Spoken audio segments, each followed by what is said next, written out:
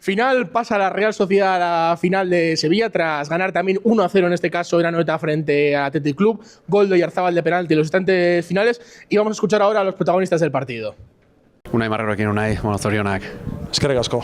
Real zale batentzat, suposatzen du honek zelaien egon da gainera. Eharra, tentzilu handile zeon, baina nik uste partido ona indeula, defentzioki eta bueno, posik ez, finalin gaude eta Gipuzkoar oso merezi du hau eta guke bai. Tentsillo handila, baina taldeak nahiko kontrolpean izan du partida 1-0. Bai, baina eske Atletikek momentu baten sartzi dak, bakigu Atletikek asko apretatzeula, duelo asko iraztitu eta zentrutan arriskutsu die eta bueno, hortan atento berginen eta nik uste talde osuk kisto nivela mandeula ez, defentzioki. Eta maskarakin? Ondo, ni garbinak genez, maskarakin aurre ingo nula eta bueno, entrenatzen ondo nebilen eta bueno, jokatzeko presti ikusten nintzen.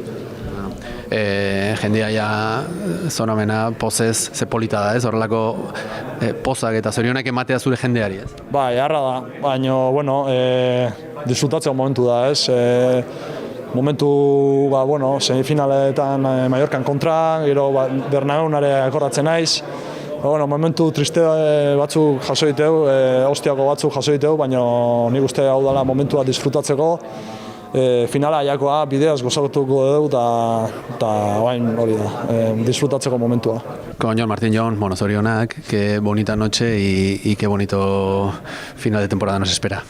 Sí, bueno, creo que veníamos a por esto, creo que en San Mamés hicimos un gran partido, creo que hoy también, veníamos con esa pequeña ventaja de un gol, pero bueno, creo que hemos sabido manejar el partido muy bien y nos hemos llevado el partido y la clasificación. Es verdad que en el partido no han pasado muchas cosas, pero habéis tenido bastante bajo control el duelo.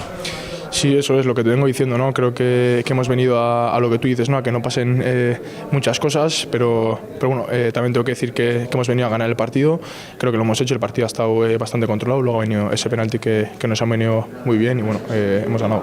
Ver a la gente así de contenta al final, que se le pasa a un chico de la Sarte que antes de estar en el verde ha estado donde estaban hoy más de 38.000 aficionados. Bueno, pues la verdad que muy contento y mucho orgullo, ¿no? Creo que la gente se lo merece porque están siempre ahí animándonos, creo que también se merecen una final con público, ya la tienen y espero que lo disfruten mucho.